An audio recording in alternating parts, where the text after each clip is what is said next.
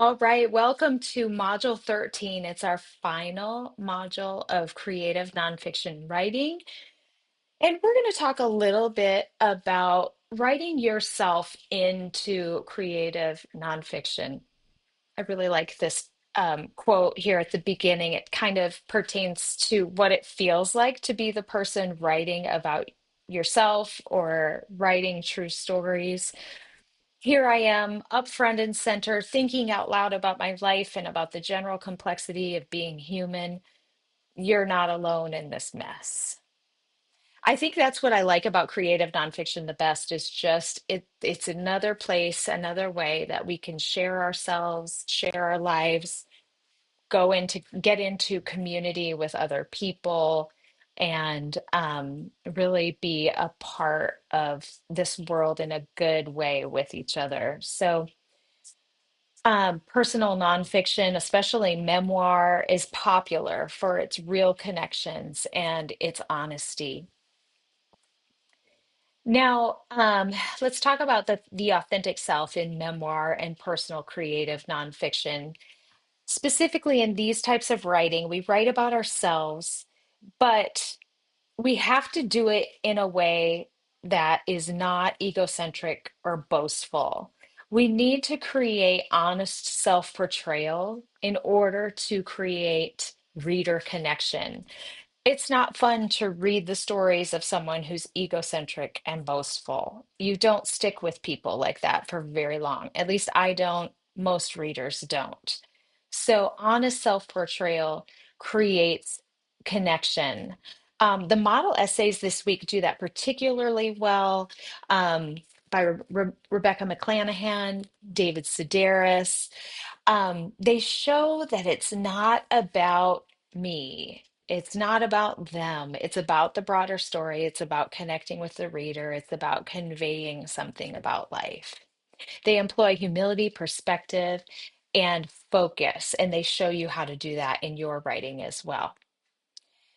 So, how do we convey our authentic self in memoir and personal creative nonfiction? There's four ways kind of to avoid egomania in your creative nonfiction. First of all, put others in the center of your story. Sedaris's essays are especially good with this. I really like the way that he tells stories. He's in the story, but the characters around him are so much fun, and the way he tells the story makes it so interesting. We're more focused on everybody else than we are on Sedaris himself. And so the example from the Sedaris essay for this week is that the Moroccan woman's boldness steals the spotlight. If you haven't already done so, go back and read the Sedaris essay and then come back here because you'll understand better what I'm talking about. So put others at the center of your story. Make the story about other people. You can be in it, but make it about other people. Present yourself with a cynical or honest eye. Here's another example from the McClanahan essay. She talks about failed rowing, about how she can't keep up with the pace setter. And then later we find out that she's grappling with tough choices, like the fact that she had an abortion and it really haunts her. We want to show our flaws. We can move beyond presenting ourselves cynically and honestly to going so far as to show our flaws, because when we show our flaws, our readers can relate with us. Everyone is flawed. Um, some examples from Sedaris. He was very poor at French and he was failing in class. Another thing we can do to avoid egomania is connect with bigger ideas and science or other people to the story. So broaden things out. An example from this week's reading would be Doyle's hummingbird facts, woven with memories of his own life.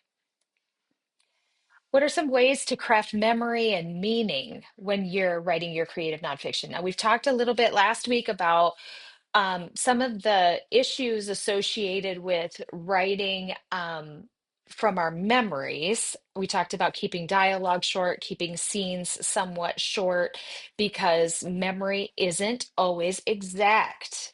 And so we have to kind of, when it comes to creative nonfiction, we have to fall into this place where we're creating art and we're not lying, but we're also not creating a straight transcript of what happened. We're recreating the truth as best we can in an artistic way that engages with our readers. We structure it in a way to make it meaningful and engaging, and instead of just giving the facts, just the facts, ma'am, we weave sensory experiences and emotions into it in order to make it something that our readers can engage with.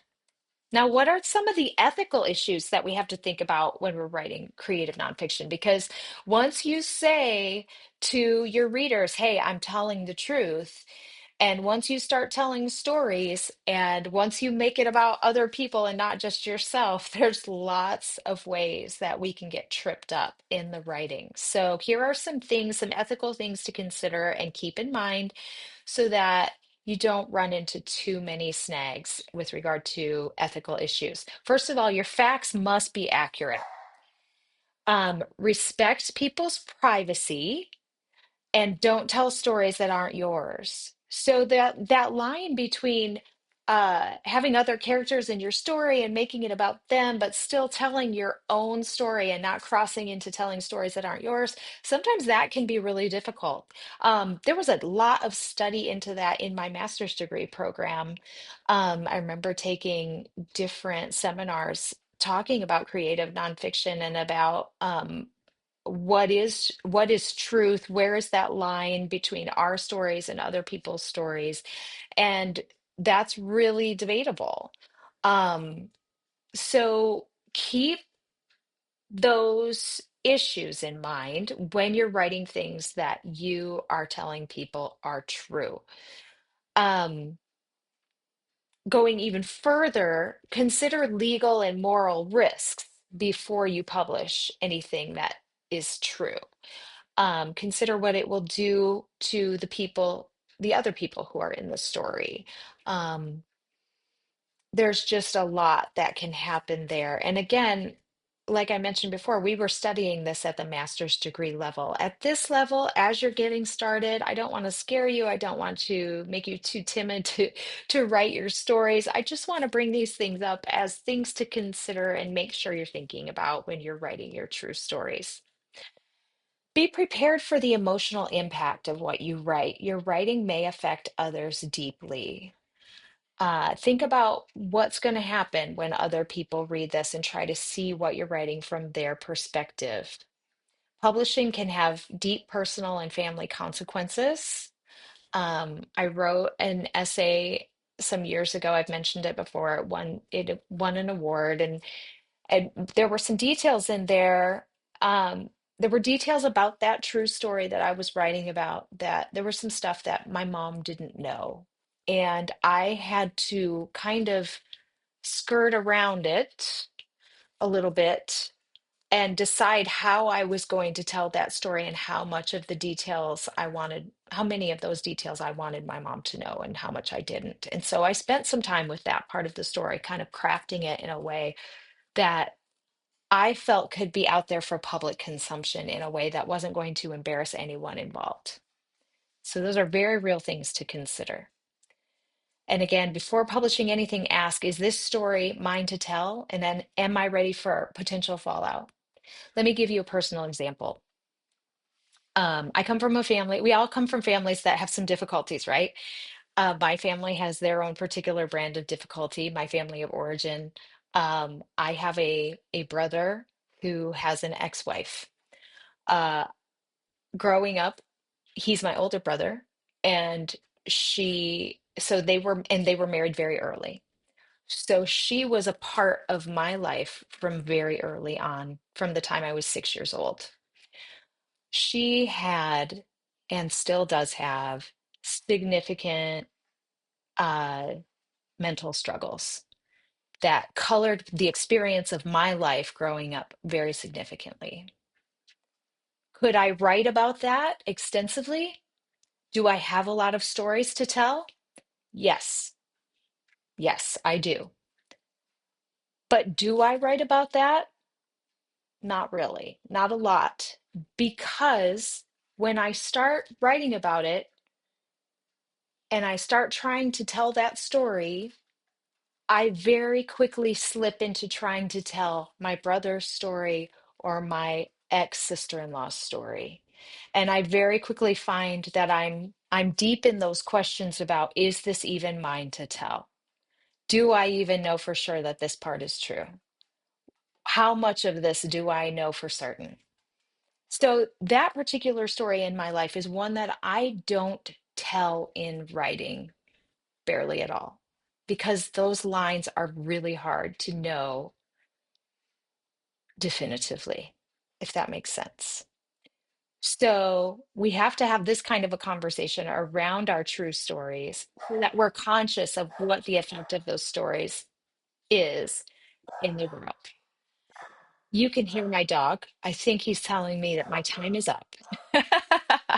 So thanks for following along in this module video. And again, I look forward to just seeing conversation around some of these topics and just seeing what you come up with this week.